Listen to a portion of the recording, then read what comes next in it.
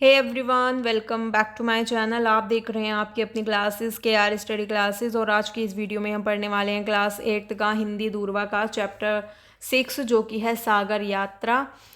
चलिए शुरू करते हैं। सबसे पहले मैं आपको बताना चाहूँगी कि ये जो हमारा चैप्टर है वो एक यात्रा वृत्तांत है और इसके जो लेखक हैं वो है TCS चौधरी जी। इसका जो अनुवाद है वो ब्रिज मोहन गुप्त जी ने किया है। यहाँ पर इसमें बताया गया है कि 10 भारतीय थे जो कि एक नौका में दुनिया का जिन्होंने चक्कर लगाया और उस नौका का नाम तृष्णा रखा गया। ये पहला भारतीय अभियान था जो कि पूरी विश्व यात्रा पर निकला था। इससे पहले ऐसा कोई अभियान भारत की तरफ से चालू नहीं किया गया था। ठीक है। इसी दल के एक सदस्य जो हैं उन्होंने अपने यात्रा का वर्णन किया है और अपनी यात्रा का वर्णन करते हुए कुछ अंश हमें यहाँ पर इस चैप्टर में बताए हैं या दिखाए हैं। सबसे पहले वो बताते हैं कि नौका पर जीवन कैसा है। नौका पर जीवन जो है वो बहुत ही ज़्यादा व्यस्त है। सब लोग बहुत ज़्यादा बिजी रहते हैं। ठीक है। हर वक्त कोई ना कोई व्यक्ति मतलब हर वक्त सभी व्यक्ति कुछ ना कुछ काम करते रहते हैं।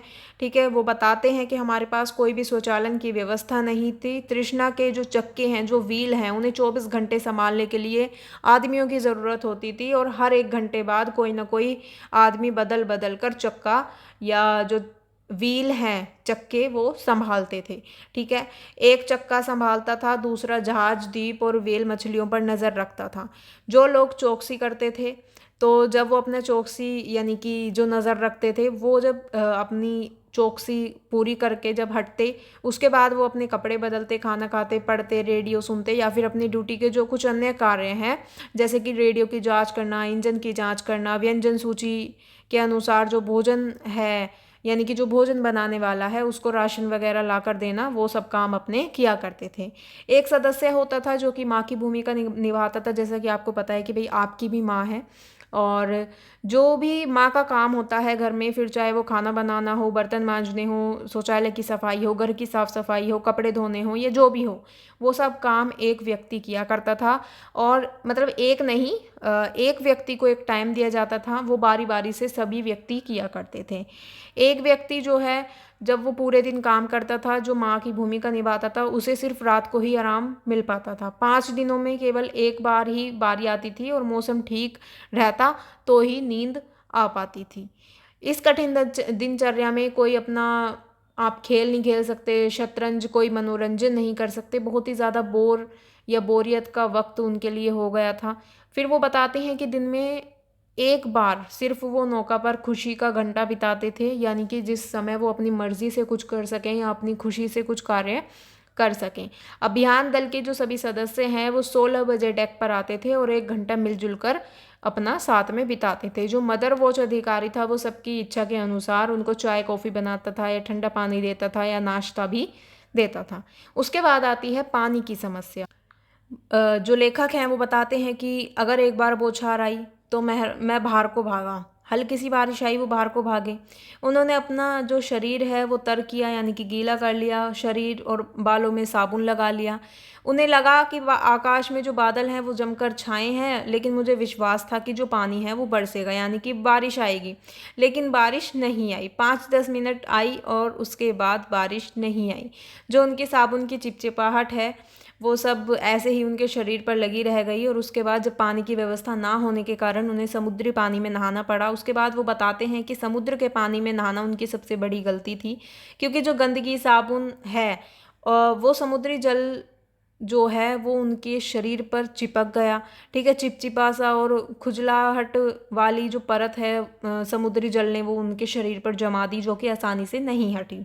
उसके बाद वो बताते हैं कि उन्होंने उस परत को हटाने के लिए जो कंघी और ब्रश है उसका सहारा लिया। छाती, हाथ और पैरों पर उन्हें फेरने से ही छुटकारा मिला। वो बताते हैं कि हमें कभी भी नौका पर स्नान अगर हम करना चाहते हैं तो कभी भी समुद्र के जल में हमें स्नान नहीं करना चाहिए।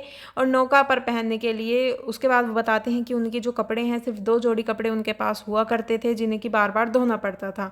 नौका पर कपड़े सुखाने के लिए वो उसके चारों ओर एक तार बांध कर रखते थे और जिसमें कि वो क्लिप लगाकर कपड़े सुखाते थे। तेज़ हवाएं होती थी, कपड़े सूख जाते थे, लेकिन कई बार कपड़े जो हैं वो गायब हो जाते थे, हवाओं से उड़ जाते थे। उसके बाद बताते हैं तूफानों का सामना उन्हें किस प्रकार करना पड़ता था। हम सब इस अभियान के खतरों को जानते थे। वो बताते हैं कि उन्हें पता था, हमें यह भी ज्ञात है कि शायद हम कभी वापस ना लौट सकें। शुरू में ही हमें ख़राब मौसम का सामना करना पड़ा। हम रुकना नहीं चाहते थे। जो लेखक हैं वो कहते हैं कि हम रुकना नहीं चाहते थे, इसलिए जो मरम्मत का काम है वो चलती नौका में ही उन्होंने करने का ठाना। ठीक है, कैप्टन जो है वो ऐसे मौसम में 15 मीटर ऊंचे मस्तूल पर चढ़े थे और उन्होंने एंटीना की मरम्मत की। थोड़ी सी भी असावधानी होती तो आसानी से मस्तूल से टपक कर वो समुद्र की गहराइयों में समा जाते। यानी कि अगर थोड़ी सी भी असावधानी होती तो वो उस मस्तूल से गिरकर समुद्र में बह जाते। ठीक है, मेडागास्कर के पास एक तूफान आया और 12 मीटर ऊंची समुद्र की जो लहरें हैं वो उनकी नौका पर टूट पड़ी, जिससे कि उसमें नौका में पानी भर गया। अभियान दल के जो सदस्य थे उन्हें अनेक बार समुद्र में वो गिर गए, लेकिन सौभाग्य से उन्हें वापस नौका पर खींच लिया गया, क्योंकि उन्होंने नौका से जुड़ी रस्सियों को अपनी बेल्ट से बांध रखा था। इस वजह से वो वापस नौका में आ गए। कैप ऑफ गुड होप का चक्कर लगाते समय भी वो बताते हैं कि उन्हें खतरनाक तूफानों से जो है टकराना पड़ा, उनका सामना करना पड़ा। हवा की गति जो थी 120 किलोमीटर प्रति घंटा थी और समुद्री जो लहरें थी उनकी ऊंचाई 15 मीटर थी। हर क्षण मौत को आमंत्रण दे रहा था और हम केप से 5 किलोमीटर दूर बह गए थे। हमें लगा कि हमारी जो नौका है वो किसी चट्टान से टकराकर चूर चूर हो जाएगी और हमने अपने जीवन रक्षक जो उपकरण थे वो खो दिए थे, यानी कि जो टूल्स होते हैं या जो भी लाइफ सेविंग जो टूल्स थे वो सब उन्होंने खो दिए थे। रेडियो सेट बेकार हो गया था, एरियल टूट गए थे। पूरी दुनिया से अगले 15 दिनों के लिए हमारा जो रेडियो संपर्क था वो बिल्कुल टूट चुका था। भारतीय समाचार पत्रों ने खबर छाप दी थी कि तृष्णा जो है वो लापता हो चुका है और जिसके कारण जो उस पर जो भी लोग थे उनके परिवारजन और मित्रगण जो हैं वो बुरी तरह से घबरा गए थे। एक दल हमारी तलाश में भेजा गया था, लेकिन वो असफल होकर वापस लौट गया। अनुभव बढ़ने के साथ हम नौका को निश्चित राह पर बनाए रखने में सफल रहे। उसके बाद वो बताते हैं मुंबई वापसी के बारे में। यहाँ पर वो बताते हैं कि जब वो प्रथम भारतीय नौका अभियान दल विश्व की परिक्रमा कर रहे थे तो 54,000 किलोमीटर की दूरी मापकर वो 470 दिन की एक ऐतिहासिक यात्रा के बाद 10 जनवरी 1987 को 6 बजे मुंबई बंदरगाह पर पहुँचे। बंदरगाह पर यानी कि जहाँ पर जो जहाज़ हैं वो खड़े होते हैं, उतरते हैं, यानी कि समुद्र का किनारा। जैसे ही तृष्णा के 10 सदस्यीय अभियान दल ने गेटवे ऑफ इंडिया की सीढ़ियों पर कदम रखे, भीड़ खुशी से चिल्ला उठी, आतिशबाजी छोड़ी गई, बंदूकें दागी गई, हमारे स्वागत में जो सायरन हैं वो बजाए गए। हम में से कई अपने परिवारों से 15.5 माह से जो हैं बिछड़े हुए थे। 15.5 माह यानी कि लगभग 1 साल 3.5 महीने से अपने परिवार से दूर थे। आपका स्वागत है पापा, हमें आपकी याद आती थी। जैसे प्लेकार्ड हाथों में थामे हमारे बच्चों ने हमें सचमुच रुला दिया।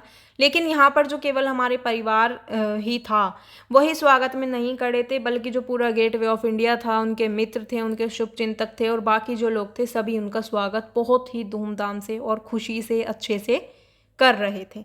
10 जनवरी 1987 को तृष्णा पर फर्स्ट डे कवर और स्मारक टिकट जारी किए गए। उसके बाद तृष्णा को खींचकर पानी से बाहर निकाला गया। रेल के 2 वैगनों पर उन्हें लादा गया ताकि जो गणतंत्र दिवस की परेड है उसमें उन्हें शामिल किया जा सके। तृष्णा 6 दिनों में दिल्ली पहुंच गई, लेकिन जो उनकी समस्याएं थी वो समाप्त नहीं हुई थी। उसे उतारने के लिए लंबी भुजा वाली क्रेन चाहिए थी। दिल्ली की जो व्यस्त सड़कें हैं, जैसे कि आप देख सकते हैं कि दिल्ली में कितना ज़्यादा जैम होता है, मतलब कि जाम होता है ना, बहुत ज़्यादा भीड़ होती है। तो उस दिल्ली की सड़कों में उस तृष्णा को ले जाना बहुत ही ज़्यादा मुश्किल था।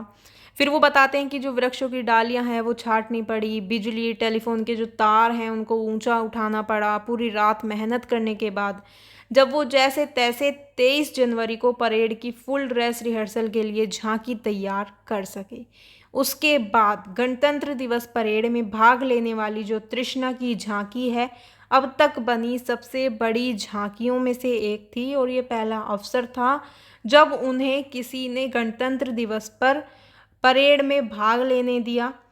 उसके बाद वो बताते कि हम सेना की टुकड़ी के अंग थे और 26 जनवरी को हम राजपथ से गुजरे तो हमारा तालियों से जोरदार स्वागत हुआ। सागर यात्रा की ये साहसिक एवं संघर्षपूर्ण स्मृति आज भी उन्हें रोमांचित कर देती है। ठीक है, तो काफ़ी ज़्यादा मुझे ऐसा लगता है कि अच्छी ये स्टोरी रही, यात्रा वृतांत रहा, काफ़ी कुछ इससे सीखने के लिए भी मिला, है ना। और यहाँ पर जो हमारा चैप्टर है वो कंप्लीट होता है। अगर आपको अच्छा लगा हो, समझ आया हो, तो वीडियो को लाइक कमेंट शेयर ज़रूर करना और मेरे चैनल को सब्सक्राइब करना। Thank you.